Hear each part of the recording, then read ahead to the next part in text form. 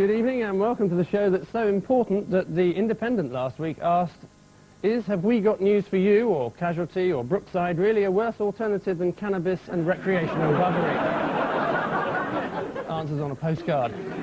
In the news this week, as part of New Labour's education policy, primary school pupils in Barnsley are taught all about the dangers of stereotyping.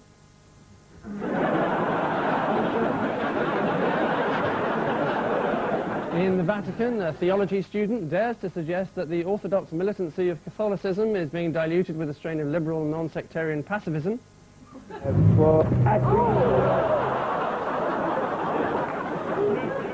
And at the International Trade Summit, Tony Blair regrets having the prawn vindaloo for lunch.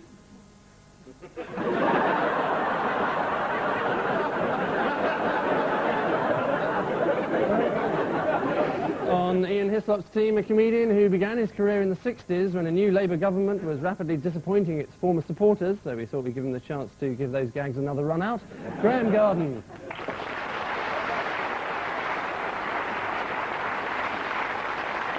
And with Paul Merton tonight, a presenter who has dashed here straight from her job as the Channel 5 newsreader, although she was considerate enough to ring all the viewers personally to say she'd be back tomorrow. Kirsty Young.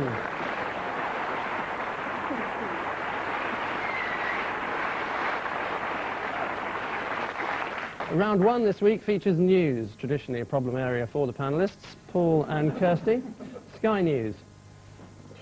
Well, that's a plane. It's the U-2 bomber, isn't it? That's Wonder Woman's cremation. and that's the bloke on the right just copying the bloke on the left. The story then? Saddam has said he won't let the UN inspection team in to inspect his weaponry, as it were. Mm. And what is it that they hope to find, the inspectors? All sorts of nasties. I don't know, because they haven't found them, so I don't know. No, that's Nobody's told me. Kirsty looks very unhappy behind the desk, don't you? Because it's the I'm new dying to leap over. informal style. We should all be out here, shouldn't we? Saddam this week.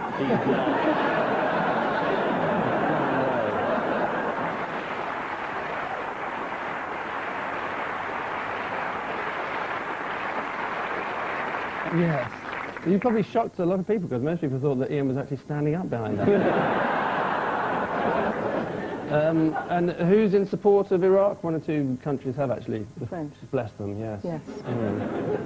Yes, but then they have given them 27%, I think, of their weaponry, which is fair enough. We gave them a rest, did we? I believe so, yes. This is the minor irritation of the outbreak of World War III. Marshal Cabra, the Iraqi Air Force commander, said this week, "Our heroic eagles are on full alert to confront any aggression or fresh stupidity the American administration may commit against magnificent Iraq." He then broke off saying, "Aye, Yankee planes overhead, run for it." Ian and Graeme. Tony Blair. Oh, got that one. Bernie Blair. Tessa Jowell, Health Minister. Husband hiding behind the flowers. That's a fag. And that isn't. It's the tobacco story, isn't it? Tobacco advertising. The government had given Formula One racing 10 years to get the paint off their cars, which advertises tobacco. It's a great spectacle. The Labour Party's principals going, Eccleston is absolutely brilliant, and he gives £1 million to the Labour Party, he gets the decision he wants, and then he gets his money back.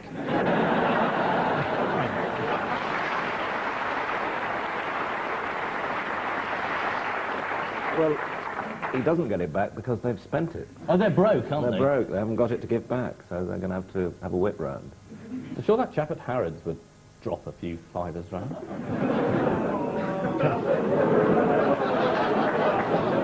Sympathy for fired, it's a compassionate audience.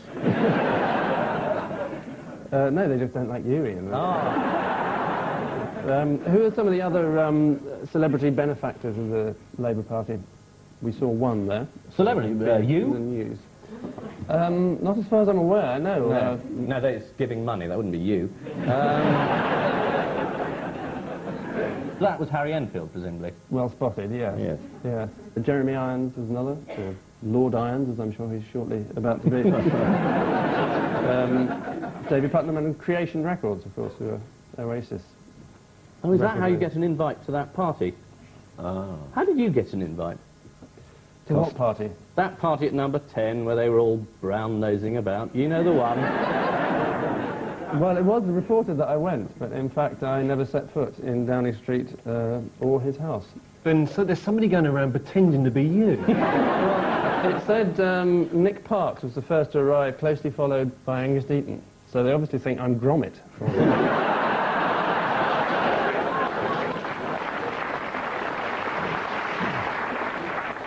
So I was quite pleased about it. I gave up smoking yesterday, so I'm very pleased about everything. I haven't got any tension running through my body. I'm very relaxed, very, very calm. Shut up! Sorry. Good. Yes, it is the row over donation. The row over donations to the Labour Party and the £1 million given by the head of Formula One racing, Bernie Eccleston. We've heard all this. Come on, get on with it. So, last week, Harry Enfield, another Labour benefactor, got drunk at number 10, staggered up to Peter Mandelson and shouted, "You're ghastly, no one likes you, you should go, you're horrible." Then John Prescott pulled him off saying, "Do you mind, there's a queue." Later, Peter Mandelson laughed off the incident, saying he'd forgiven Harry in the light of his tragic climbing accident next week. Paul and Kirsty, a virtually amusing pun for you. Saved by Zabel. Well, Louise Woodward was saved by Judge Hiller Zobel from serving any more time because he said that the new crime that he'd found her guilty of, which was manslaughter, deserved a sentence of 279 days, and rather conveniently, she'd already served 279 days, so she was free to go. Freak coincidence that you should have chosen that number, really, isn't it? Of all the ones you could have gone for. Yes. What's his nickname? His nickname is Ringo. Ringo's the bell.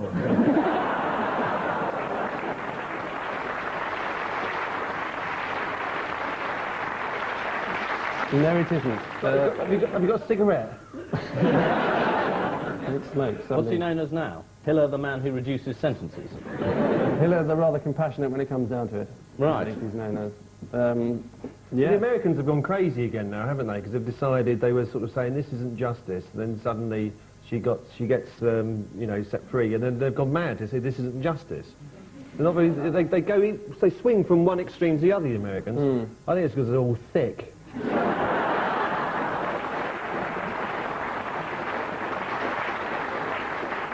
I think it might be something to do with having to see completely bonkers British people popping champagne corks when this woman gets let out. Turned into a national heroine. Baby's still dead, that verdict hasn't changed. No, and... Comedy? Very nearly. And who did Louise leave the court with, did you see? Well, it said she was accompanied by representatives of a British newspaper, which I hope isn't true, because it's sort of illegal. You're not allowed to profit from telling your story. But already the British papers have decided that that doesn't count anymore. The Daily Mail says, yeah, we'll do it. The Sun says, we'll do it. So watch out for that confession. Watch out for the bid from Private Eye. No P. Right, I understand. Well, good luck with the bid anyway. Thank you.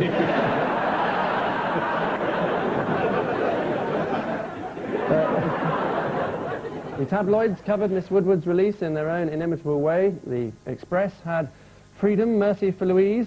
The Mirror said freed, but Louise can't come home. The Sun had free, Louise is out of jail. And the Star had free, giant glossy poster.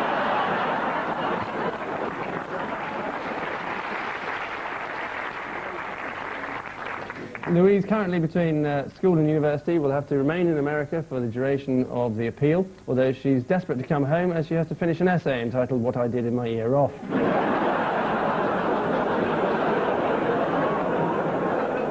And finally, in this round, Ian and Graeme, no more Mr. Spice Guy.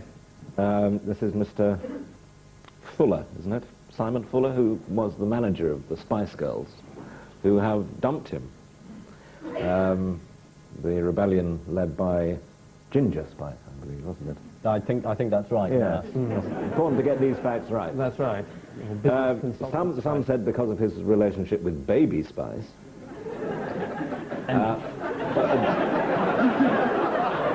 But the girls apparently claim that they want to get rid of him because he wasn't doing enough for them.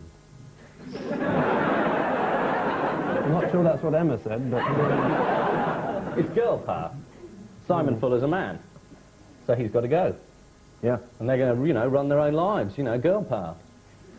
They're really going to go for it, and, you know, go for it, and really run things their way. It's going to be great. You just watch. But you know about this, Graeme, because you used to be a pop star, didn't you? Yes, I was one. Yeah. You're on top of the pops then? Yes. Really? Did you get to number one? Well, I was in the goodies, and we were a bit nervous about going on top of the pops, us sort of sad old men. And we got there and found that they were all sad old men. Have you met the Spice Girls, Kirsty? You must have done it at the Channel 5 launch, didn't you? Because they were there. I wasn't important enough to go to that. No, they were on their own. I did go to an audience with the Spice Girls on Sunday nights. And how was that? It was wonderful. Was that news or comment? That was definitely comment, yeah. And did they get some Spice Boys up on stage, is that right? They did. They had Richard Madeley. All the stars were there. Right. And they had some other people, Jonathan Ross, and they dressed them up as Spice Boys. In an amusing and ribald fashion. Indeed. How we laughed.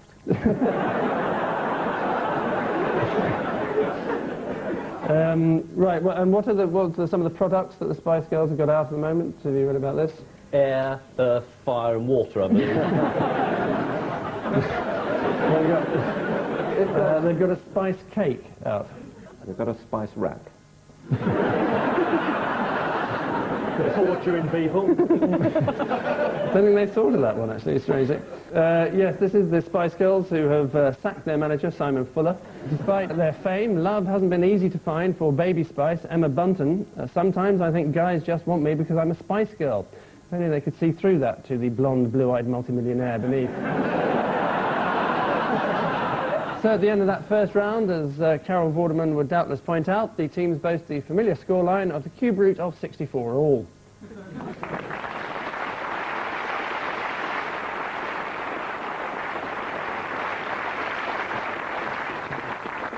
Round 2 tonight features those rib-tickling stories prefaced by newscasters everywhere with the two dreaded words, "and finally."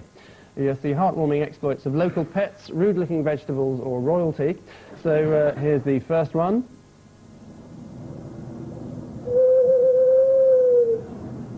I think this is rather a touching story, isn't it? About a man who loves barn owls, and he learned how to imitate them and used to go out of an evening and hoot, hoping that a barn owl would reply, and sure enough, one night it did. And he went and he did this for about 6 months, till he found out that another chap who lived about half a mile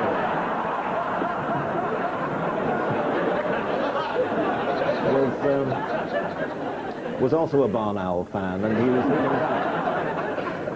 Yes, that's right. How did they find out? I think one of them had a story in the local paper or something, didn't he? It was actually their wives that were chatting to each other. And one mentioned that their husband was rather keen on disappearing of an evening and hooting like a barn owl, and the other said, "That's a strange coincidence, because that's exactly what mine does." Yes, this is the story of Neil Simmons, is his name, of Stoke-in-Teenhead. Such convincing animal impersonations are quite rare. For one species to imitate the speech patterns of another is never easy, said a small hedgehog. Next up. Oh yes, that's always the clue, really, isn't it? The woman is so driven berserk because she's trying to get some cigarettes, and she smoked the bell rope. She smoked the bell rope, and the vicar at the next service rang the bell rope, and all he got was ash come down in his hand because he'd gone in and smoked the bell rope, round it all up like that and smoked it, like a really nice cigarette. Yes, that's it's about as far from the truth as it could possibly be. I think I can get further if you give me another go. Okay, go ahead. Was it that woman who complaining about the church bell noise and saying, if you ring those bells anymore, I'm going to come down and smash the door in with a hammer? And she Bugger. did. Yes, absolutely right. Cut the ropes as cut the well. ropes Cut out. the ropes. Yes, she did. Do you remember where she lived or who she was? Yeah, she lived in that house there, and she was that woman there we just saw. That was her, just there. Yes. And how did she see? How did she see? Through her eyes. Which are connected to the optic nerve at the back of her brain. Some sort of visual cortex. I mean, Graham's a doctor, he'll draw a diagram. God shone his torch for me, is what she said. Did he? That Yeah. was nice of him, wasn't it? But what was the verdict when she was taken to court? Manslaughter.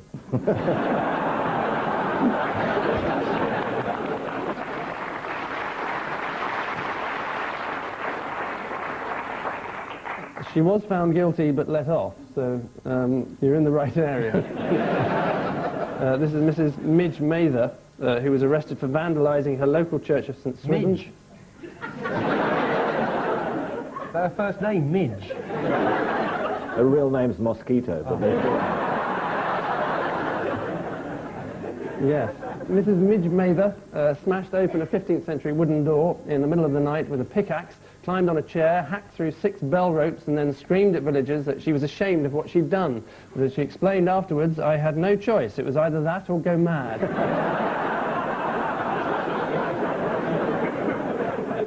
And finally... big egg timer. Very big egg timer. Suspiciously grey matter inside it. Oh dear. Ah, yes.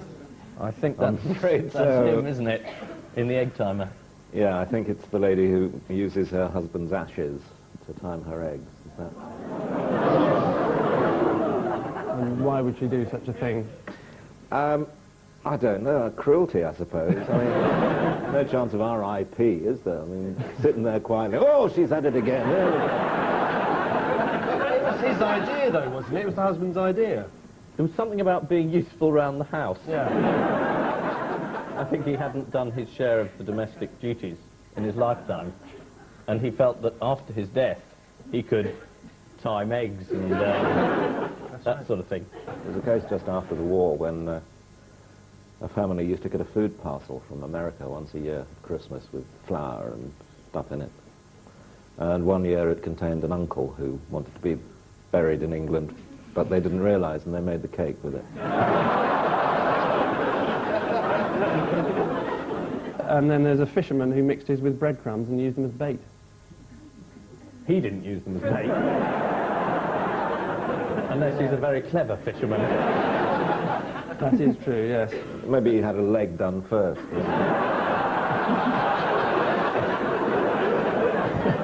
You are just sick, you guys, really. This is the story of the late Malcolm Eccles, was his name, from Oldham, who asked for his ashes to be used to make an egg timer to help his wife time her soft-boiled eggs. While she's waiting for the eggs to boil, she can play with Grandad in the Tower of London snow shaker. Was this on Channel 5? Did you have this story? We didn't, no. Could have been a night when you weren't reading the news, Kirsty. I'm always reading the news. Well, you're not reading it tonight. How do you know? I'm assuming you're not reading it tonight. Well, what time are we going out at right now? About 10:30. Yeah, and our news is out at 8:30. 8:30. Right. So, So you I will could have wi- been. yeah. How about yesterday? I was yesterday too. Yeah, I was yesterday.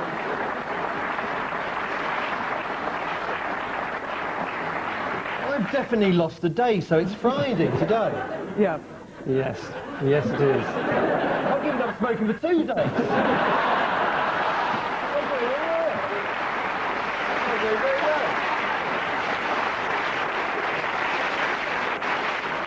Somebody's just thrown a cigarette down there. That means by the repeat you'll have taken up smoking again. Well, we don't know. Well, we just leave it there to tantalise you for the rest of the show.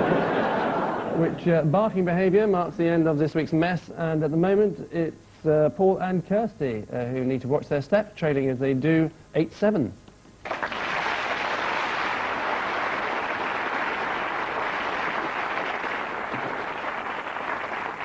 And so to our new fun-sized odd one out round, so called because the less of it there is, the happier people seem to be.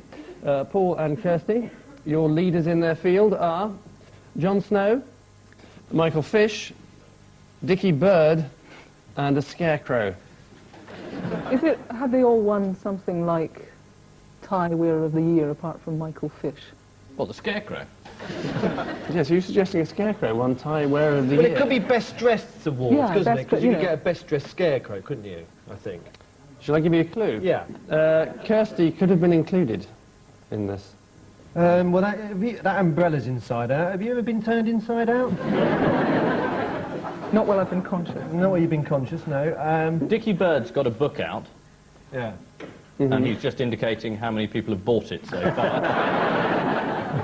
Is Jon Snow the only one that advertises a particular brand of cigarette? E.g. a Camel. Do you see what I'm saying? What I'm getting at?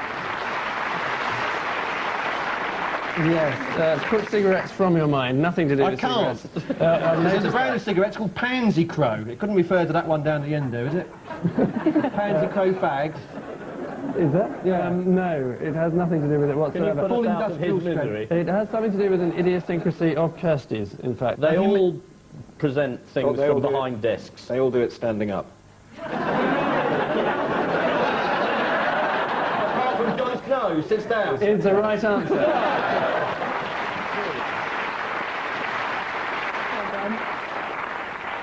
Jon Snow, like any sensible newsreader, sits down to do his job. Indeed, he's the only person in the country who does sit through the whole of Channel 4 News. Talking about his years as a cricket umpire, Dickie Bird said, "I've known nothing else but cricket since I was a kid, walking out to bat for Barnsley Cricket Club in 1951 with my old pal Michael Parkinson, at which point the taxi driver fell asleep at the wheel and veered into the top window." Ian and Graeme, Nicholas Soames, Jonathan Aitken, Peter Baring, and Cannon and Ball. Cannon and Ball are born-again Christians, aren't they? Should be Cannon and Cannon. And Peter Baring, perhaps he's born again too.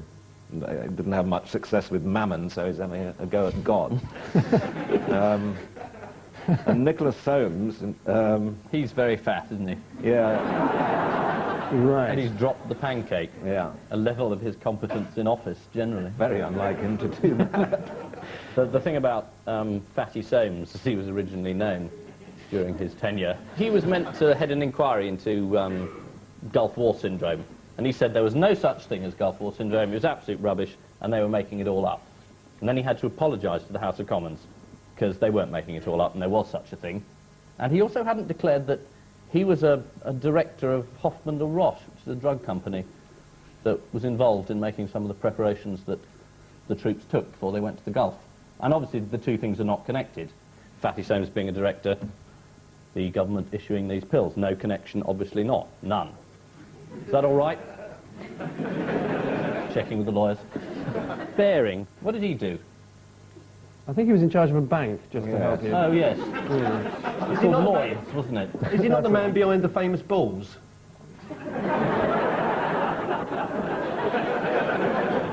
Why is he in black and white, the Barings man? Well, because we couldn't find a colour photograph of him. Well, you Is that could all have right? tinted it. Why would we want to do a thing like that? Well, say, not to confuse Ian, he gets easily confused. Are you confused, Ian? I'm terribly confused. I have no idea what the odd one out is. It's got to do with something that Cannon and Ball were banned from last Smoking. They're banned from embassies. They can't go to 6 embassies, embassy number 6. They can't. They've changed the name to Benson and Hedges. What is it? I'm going to have to tell you this, that they were banned from ever acting as a company director again. Oh, yes.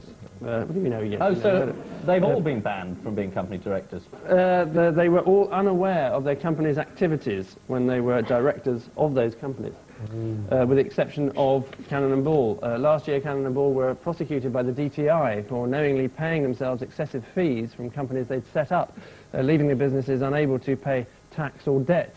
A hushed courtroom sat in stunned silence as Cannon and Ball went through their entire act.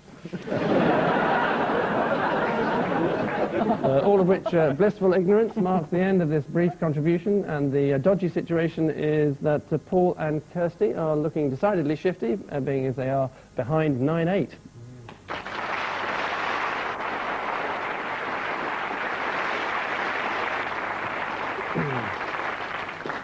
And so to our final missing words round, or in fact our only missing words round, headlines galore, featuring or perhaps overlooking entirely those from this week's guest publication, the quite remarkable Potato Abstracts. Volume 20, for those of you who want to follow at home. So, eyes down, look in on what have had their chips. Spud triangles. Computers. Is it table 5?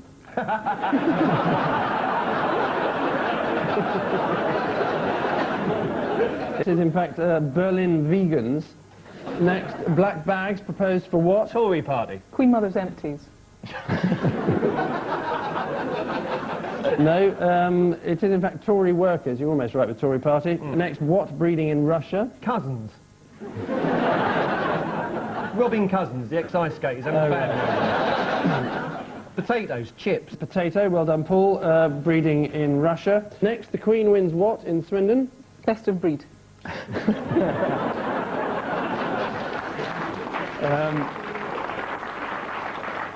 Certainly not. 2 weeks holiday.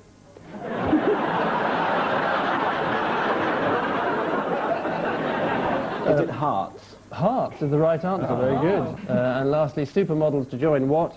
Upwriting. Anti-drugs campaign. Anti-fur campaign. Anti-smoking campaign. Anti-something awful. You were right with the they've smoking. thought hard about. Blitz on smoking is the right answer. Well done. An anti-smoking campaign had to be relaunched after one of its supporters, Kate Moss, was photographed with a cigarette. Everything trying to kill that ravenous appetite. How can they tell which was a cigarette? She was wearing a brown hat, you never know. That'd be the filter, then, obviously. Yes. Which guessing games bring about the long-awaited demise of this evening's debacle, and the fact is that this week's small fries are Paul and Kirsty with 11, whilst this week's blue chips are Ian and Graeme with 12.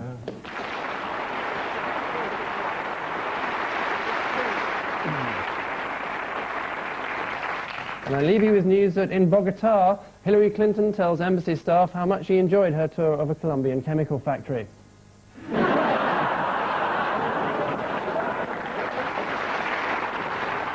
In Paris, the reclusive creator of the Pink Panther is found dead at his home. And at the ATP Championships, Greg Rosetsky attributes his sudden dip in form to his recent cosmetic surgery.